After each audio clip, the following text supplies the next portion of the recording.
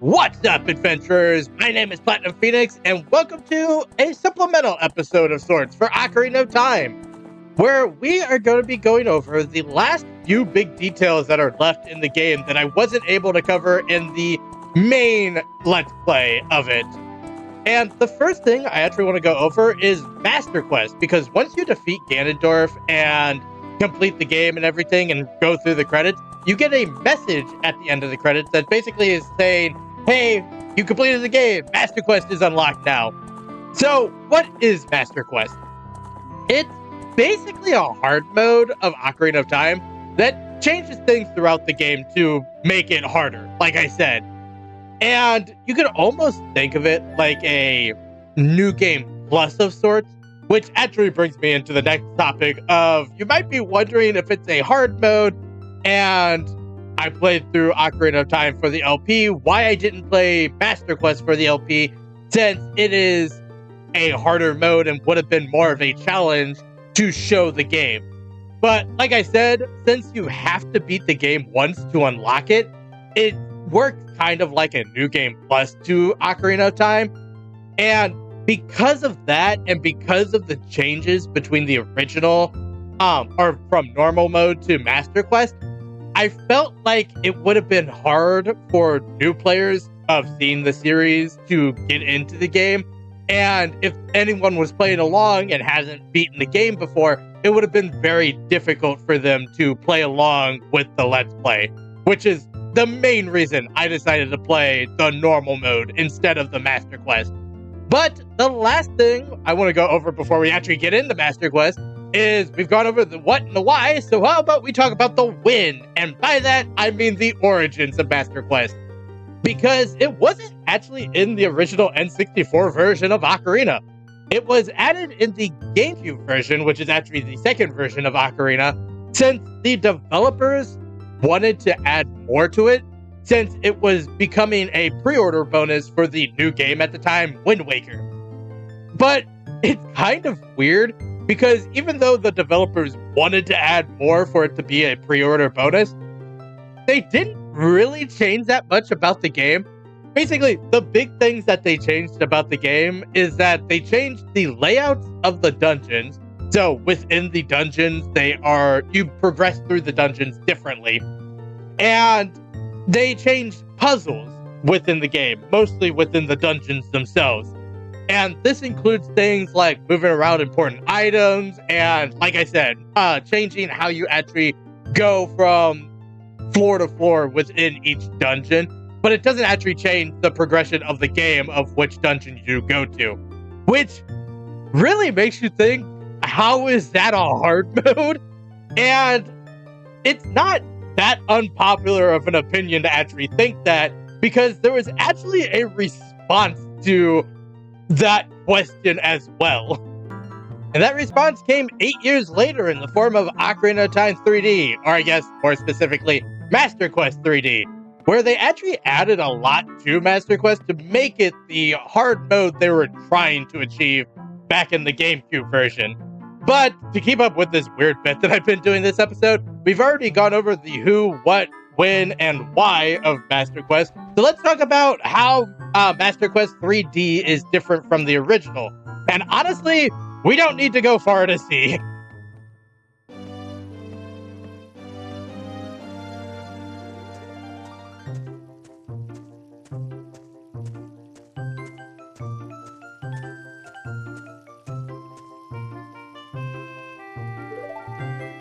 So, the biggest and most obvious change to Ocarina of Time 3D's Master Quest can be seen very easily just by walking outside of Link's house, because visually things look a little weird here. And no, that is not your eyes playing tricks on you. That is because the world is literally reversed in Master Quest 3D. And what I mean by that is literally everything that used to be on the right of the screen is now on the left, and vice versa. And if I actually bring up my map, you can see that the location-based map on the top screen shows that the world is reversed, with like the Great Deku Tree now being on the left rather than the right. But if you look at the bottom screen where the world map is, it also shows that not only is location-based reversed, but the world as a whole is also reversed. because the Kokiri Forest used to be on the east in the normal version and now is on the west. So it's a pretty interesting change, all things considered. And there's a few aspects about it that I actually want to talk about. And the first is that it can be pretty disorientating. Because the game forces you to play the normal version of the game first, and then immediately tells you, hey, you've unlocked this new shiny version. You should go play it. So if you've just finished playing the normal version and then jump straight into this, it can be very confusing since the world is literally backwards from what you have just learned, and can be kind of difficult to grasp on a first playthrough. But the other aspect of this that I want to talk about is that it's just really cool. The first time I walked out of Link's house playing Master Quest, it was just such a cool visual aspect to see the world just flipped of what you normally see in the game, especially because I had played Ocarina of Time like 5 or 6 times on the normal version before ever playing the Master Quest version. It's just such a neat thing. And it's even reversed in like cutscenes and stuff. As you saw walking out of Link's house, that cutscene is reversed. But even stuff like Navi flying through the Kokiri Forest after getting the orders from the Great Deku Tree, that is also reversed. And it gives you sort of like a hint of what the world's gonna be like before you ever even get to play. But honestly, I could see the argument both for and against the reverse world. On one hand, like I've been saying this whole time, it's a cool aspect, at least visually, for the world and for this new mode. But I could also see people finding it more annoying than difficult for what is supposed to be a hard mode. But while we were running around, or while we were talking about that, we ran over here to the Kokiri Sword because I wanted to pick it up to actually show a different aspect of the reverse world that I found really funny, actually. So all we need to do is equip it. And the reason I find it funny is because in the developer's pursuit to make the world more challenging due to having a reverse world, they actually take away one of Link's more unique aspects as a swordsman. And that's the fact that they took away his left-handedness. Yeah, Link is right-handed now. And it's such a small detail that I don't know if people would really notice just by playing the game. But I wanted to talk about it during the entirety of the LP, but never really had a chance. So this is the best chance I have. And the reason I want to talk about it is because Link being left-handed is actually something that's pretty inconsistent about the game. Link normally is just a child that gets a prophecy and then gets a sword and goes and fights whatever evil is in the world and becomes a hero. And he does that roughly 85% of the times during these games. And during those games, it would make a lot of sense for Link to use his dominant hand, because how else would he wield a sword without ever knowing how to wield a sword before? And games like that are whenever he is left-handed. So games like Ocarina of Time, of course, but also like Majora's Mask or Wind Waker, he also is left-handed. But the interesting part is whenever he becomes right-handed, because those games have one detail that is separate from Link just becoming a hero that is really interesting. And those games are games like Twilight Princess on the Wii, Skyward Sword, and Breath of the Wild that's on the Switch.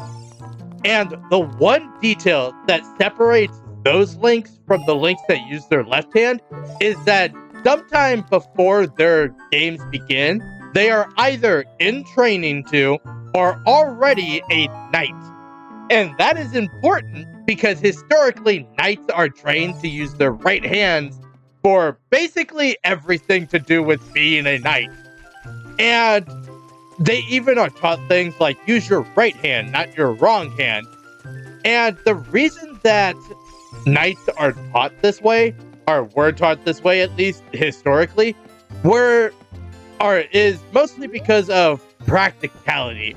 because if you have a bunch of knights in a row and one person pulls out their sword from a opposite direction, it's a very easy way to lose a hand or something of that sort. So it's very practical to have all of the knights use the same hand when in combat. But also, stuff like castle design, back when knights were more prevalent, were designed for right-handed knights to be able to practically pass each other, especially in cases of like staircases, where they have to pass by each other and not hit their sheaths against each other.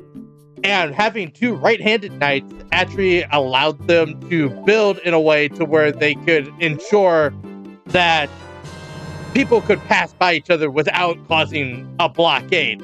But if you had a left-handed knight, per se, it would cause a lot more difficulties than it would allow the knight to be more effective. So that's the main reason that knights were taught to use their right hands. And it's the main reason, or at least the main theory, of why Link changes which hand he uses based on the game, which I just think is a really neat, at least historical reference of why he changes his hand. But with that being said, that's basically everything I want to talk about the reverse world. So for the next thing we need to talk about, we actually need to go into a dungeon. So, hey, Deku Tree, I'm back! So the reason I actually wanted to go back into the Great Deku Tree is actually threefold. The first is that I just wanted to be able to show a simple layout, or at least part of a simple layout for one of the changed dungeons. And I guess I should probably bring up that the dungeons are actually unchanged from the GameCube version of the dungeon. So the layouts are the exact same as the GameCube version, but they're reversed, at least left to right, because of the reverse world that the Ocarina 3D implements. But the other two reasons are actually shown pretty well right here. Enemies within the dungeons have changed locations, roughly. Or, I guess more specifically, have changed which enemies are in which location. So these Goma larvae are not supposed to be here in the original version, and they are very easily some of the most dangerous enemies in this dungeon, because they can just jump on you and explode, and it's just not a good time. But the other thing about enemies in Master Quest 3D is they actually deal double damage, which would make sense if you consider that it's supposed to be a hard mode. So enemies doing double damage, it probably should have been the standard from the start. But because of enemies dealing double damage, it makes the beginning of the game a nightmare, because enemies can very easily just knock you out or defeat you with like 2 or 3 hits without even trying, really. And that's just because enemies in the normal version of the game do like a quarter heart of damage or a half heart of damage. So in Master Quest, they're doubled to like half a heart to a full heart of damage, and it can make stuff that shouldn't be scary very scary. Like, you could very easily be taken out by a rogue beast that decides it doesn't like you, or by one of the Goma larvae dropping from the ceiling and dive bombing you. And even stuff like the gold skulltulas, like we have one right here, can be very dangerous, because I believe gold skulltulas do 1 damage or 1 heart of damage to you whenever they hit you. So it can be very difficult to navigate the dungeon without just being overwhelmed by the enemies that are here. But also, that gold skulltula there actually brings up another point I should probably talk about. Gold skulltula locations in the dungeons, at least for Master Quest 3D, are changed from the original because the layouts of the dungeons have changed. So they aren't really able to be in their original locations and have to be moved to separate locations in order for you to be able to find all of them more easily. Because Like originally in this room, there was a Skulltula right there where those Goma larva eggs are, and there was a gold Skulltula on the back wall. But because this room is now a fight room and not just a navigation room, they decided to move that gold Skulltula down by the map chest in order to allow you to get it easier, which I think is just a nice change, but it does make getting some of the gold Skulltulas a little bit more difficult. But with that being said, I think that's all I want to go over for the dungeons. Just new enemies, more damaging enemies, and the dungeon layout. So I think now we need to head back over to the normal version of the game to show the other new thing that Ocarina of Time 3D adds. So the reason we needed to come back to the normal version of the game and not Master Quest is not actually because this is unique to the normal version, but because you actually need to have the temples completed in order to fully do what we are going to do. And it turns out the only full save file I have is of the normal version. So we're just going to go ahead and head inside. Also, if you haven't watched the Let's Play, do not worry about the cow. She is my friend. But what we are actually going to do is we need to check the bed. This is your bed. You can rest and recover your life energy and relive your greatest battles in your dreams here. So, we can take a nap, which just heals you, and you could do that with fairies. But what we are going to do is relive a battle. Because this is a new, I guess, mechanic in Ocarina of Time 3D. Being the ability to re-battle bosses and to have timed records and how many victories you have done over them. And this actually unlocks as soon as you complete the Forest Temple. And as you defeat the different dungeon bosses, they become available here to re-battle. But the first thing I want to talk about is actually these record times, because they are insane, honestly. We have Goma here with a record of 10 minutes. If you are fighting Goma for 10 minutes, I am so sorry. But even like King Dodongo, 13 minutes, Baronade, 16 minutes, Twin Rova, half an hour. If you are fighting any of these bosses for half an hour, just retry. I swear, it should go better the second time. But what I want to do is I want to show at least the battle against Goma, so I could talk a little bit about how these battles work. So these battles are interesting because they assume two different things.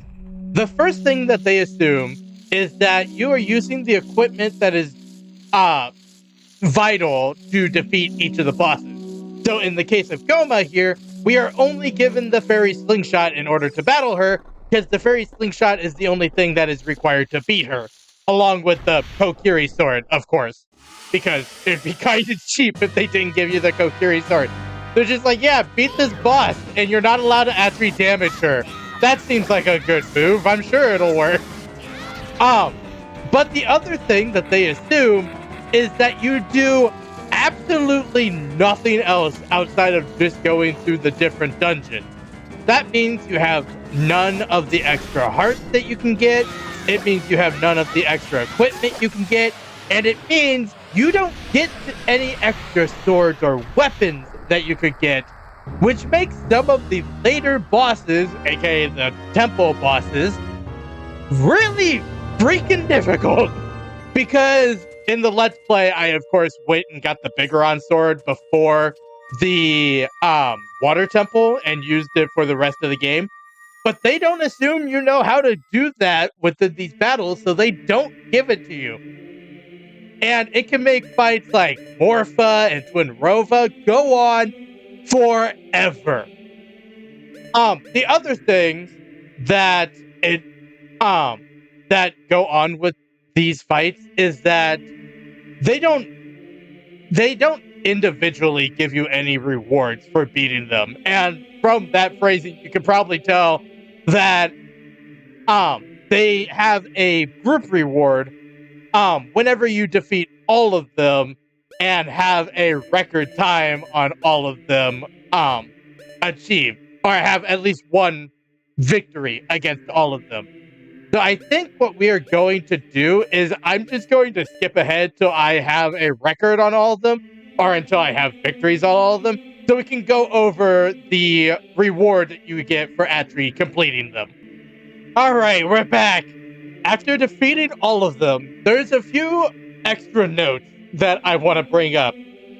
The first is that you probably could guess, but Twin Rova is easily the longest battle in the game, having just a lot of time you're waiting for them to fire at you. So it takes almost 10 minutes to beat her optimally, or beat them optimally. But the hardest fight in the game, statistically based on these battle times, is Morpha. And that record time should tell it all. 666. This thing is a demon, and it's super annoying in this battle. For the exact fact of what I said earlier, you don't get to use the Bigoron sword, making it just so you have to hit the nucleus over and over and over again. And it just is so annoying. When the big Goron sword, you can just jump slash it 3 times and that's the fight. But the other thing I forgot to mention is that since the battles here are assuming that you don't do anything outside of the different dungeons, they also assume your life is only what you would have if you complete the dungeon. So for Goma, you have the initial 3 hearts, and then each one gets 1 extra. So King Dodongo, 4 hearts, Baronade, 5 hearts, Phantom Ganon, 6 hearts. And you can probably see why that would be pretty difficult, because they're slashing your health and your damage output, effectively making the battles harder by making them longer and making you less likely to survive, basically. And I actually died twice during these fights. Once against Volvagia of all of the fights, and then once against Twin Rova whenever they were shooting the beams at me because they were just being annoying and flying behind me and everything. But with all of that being said, your reward for completing all of them at least once is a gauntlet mode.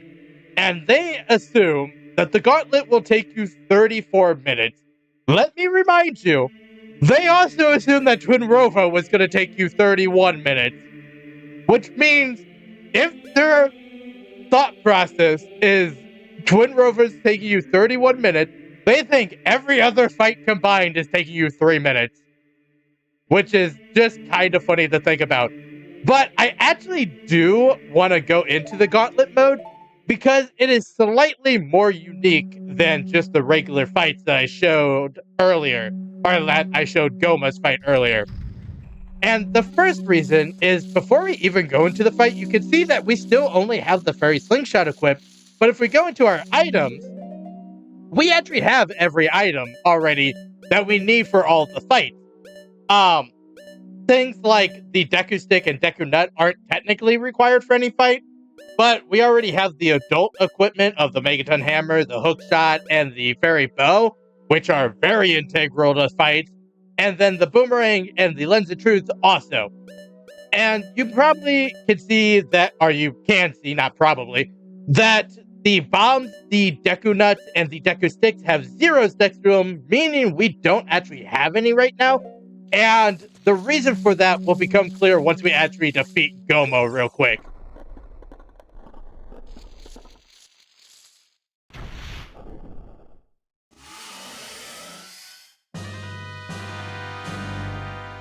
Also, while we are doing this fight, I forgot to mention that you can do this in the Master Quest version, like I said earlier, but those boss fights will still do the double damage that the bosses will do regularly in that mode. So just, be careful if you're trying to do it on that mode. And the other thing is that even in this Gauntlet mode, the bosses are the exact same as they were in their original mode, minus a few key details that are slightly different because of how items work in this mode.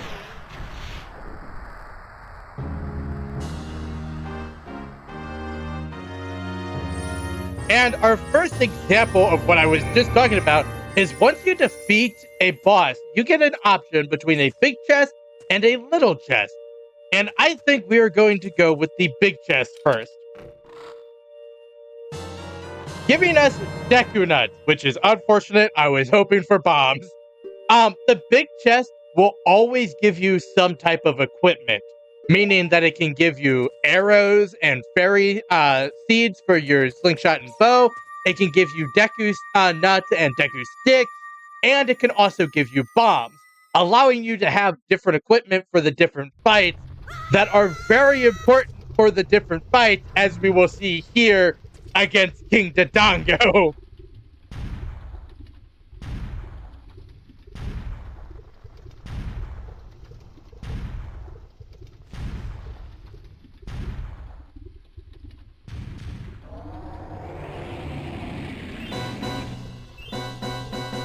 So, in the normal King Dodongo fight, you will have bombs in order to fight King Dodongo. But since we didn't get the lucky pull of bombs in the big chest, we don't have any to actually use against him. But luckily, they actually thought about this during the development of the game and gave us bomb flowers here to be able to fight him in case you were to run out of bombs during the fight.